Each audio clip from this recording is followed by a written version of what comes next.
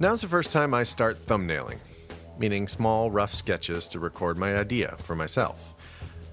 I will be doing video reference and doing more detailed thumbnailing after that, but first I like to have a rough idea of how the performance should relate to the framing before I explore the actual acting in front of the camera.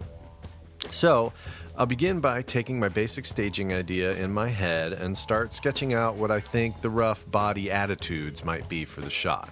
So what do I mean by attitudes? I'm talking mostly about the general graphic body shape during the shot that conveys the overall emotion of the character and the relationship to their surroundings. The amount of attitude changes in any given shot is usually very small, oftentimes as little as one. For me, it comes from an idea in character acting for stage and film referred to as body centers. It can refer to a character's center of gravity physically, due to their shape, size, or state of health, like a fat person with a low center of gravity, or a tall person with an unusually high center of gravity, or an average-sized person with an injured arm. Or it can refer to areas of their body that they center around in relation to their emotional state.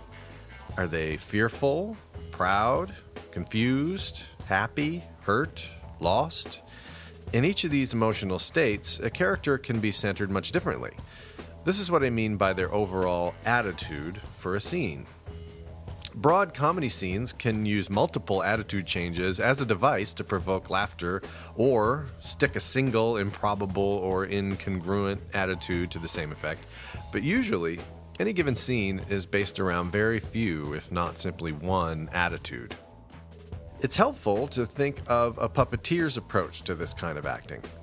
With very simple body shapes or attitudes, a simple puppet can convey pretty clear emotion.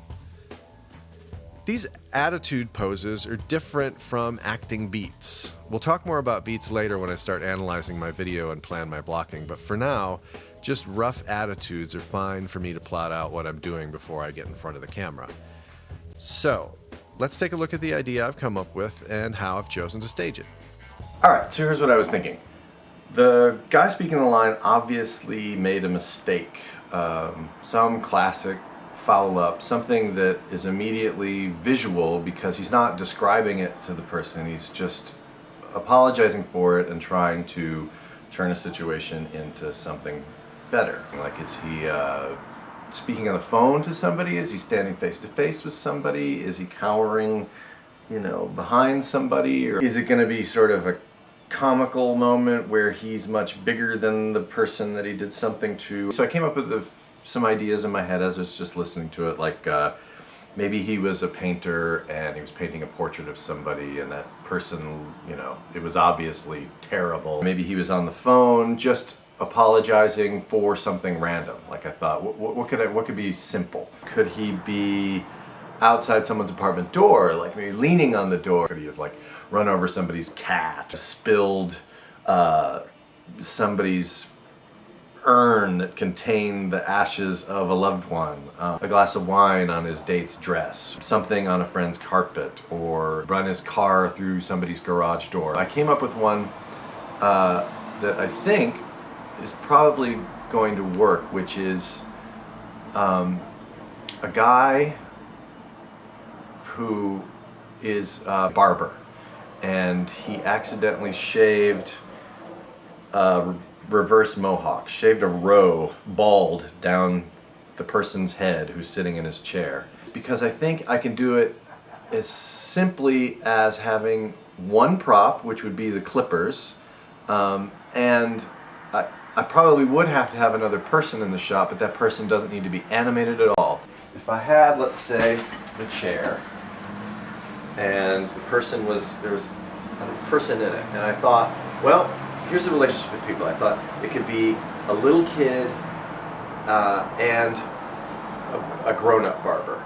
And his attitude towards him, I think, would be, the reason I wanted him to be a little kid, because I think it would be nice for him to sort of be trying to lean down into him and get, really on his level and apologizing, oh my God, I'm so, this is really sorry. And maybe he could have his hand on the kid's shoulder over here so that, he was gesturing with the clippers. So immediately you saw the strip on the kid's head and the clippers, and hopefully you get the joke right away. And then the rest of it is him trying to relate to this little kid, and who's not really giving him any feedback back. He's like, oh my God, here we go. So the staging, I thought, for that possibly would be something like this. So you see, his head is basically,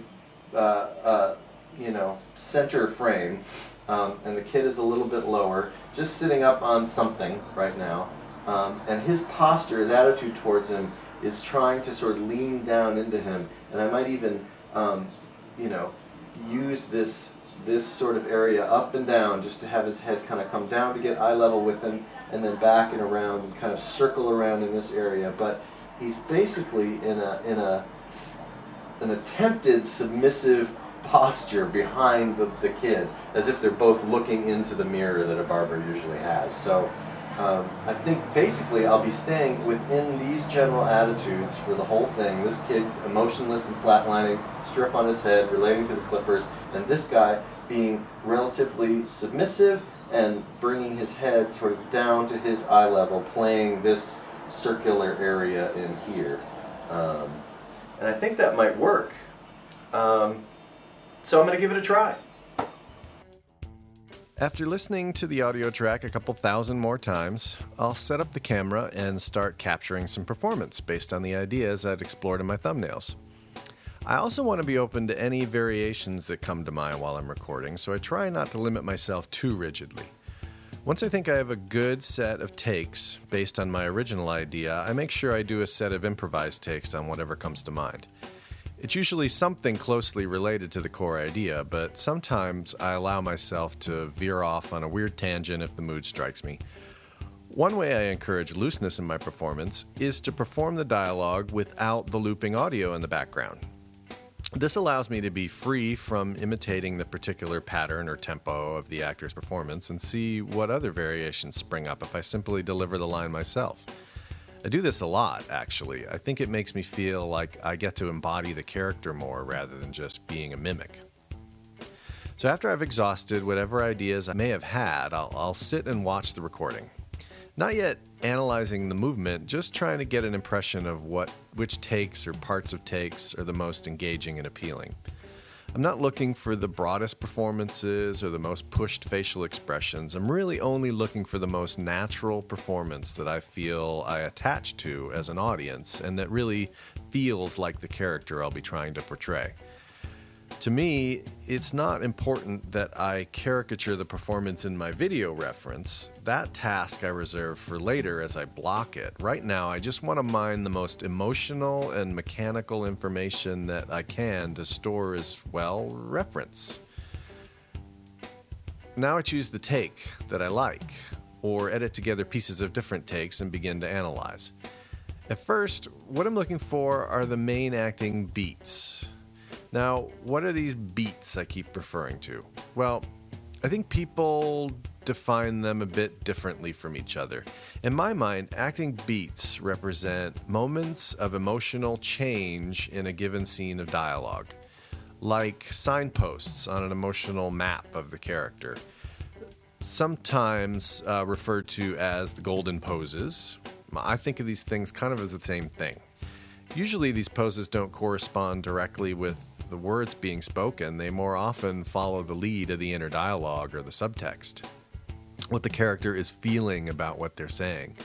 This is tricky stuff to identify, but I think most of us know this nonverbal language at a subconscious level and tend to act it out naturally when we do our video reference. Learning to reread it and rebuild it takes time and practice, but it's totally doable. What do I do with all this video analysis? More thumbnails, of course. This time more detailed, though.